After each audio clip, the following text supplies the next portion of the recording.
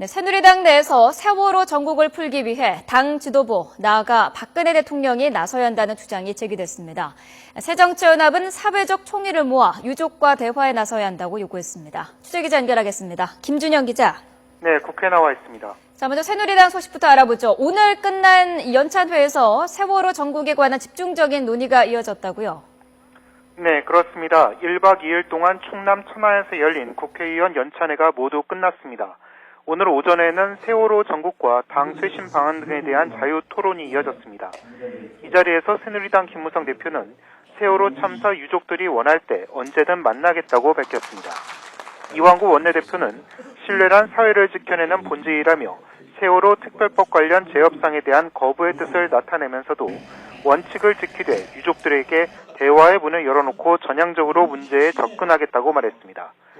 당 일각에서는 이제는 박근혜 대통령이 직접 유족과 대화에 나서야 된다는 주장도 나왔습니다. 정병국 황영철 의원은 대통령이 유족을 만나야 하고 유족과의 협상도 야당에 맡길 게 아니라 여당이 직접 해야 한다고 주장했습니다. 정미경 의원은 특검 추천권을 유족에게 주는 한이 있더라도 세월호 파행 정국을 풀어야 한다며 당의 전향적인 태도 변화를 촉구했습니다. 네, 새정치연합 역시 고민이 깊은 상태인데 야권 움직임도 전해주시죠. 네, 박영선 위원장 겸 원내대표는 주말인 오늘 별다른 일정을 잡지 않고 당내 각계 인사들과 비공개로 접촉하면서 세월호 전국개법을 찾고 있는 것으로 전해졌습니다. 박 위원장은 내일 시도지사 예산정책협의회에 이어 출입기자단과 오찬을 할 예정인데 이 자리에서 어떤 언급이 있을지 주목됩니다. 앞서 3선 이상 중진위원을 비롯해 당 일각에서 당 재건 작업과 산적한 원내 현안을 고려할 때 박 위원장이 위원장과 원내대표직을 겸임하기 어렵다는 주장이 제기돼 관심을 끌었습니다.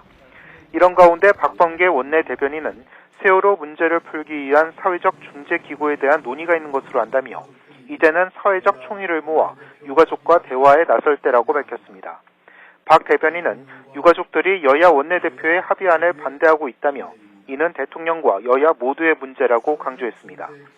이와 관련해 당 안팎에서는 시민사회와 종교계, 학계, 원로 인사 등이 참여하는 사회적 중재기구가 곧 출범해 세월호 전국의 돌파구가 마련될 것으로 기대하고 있습니다. 지금까지 국회에서 전해드렸습니다.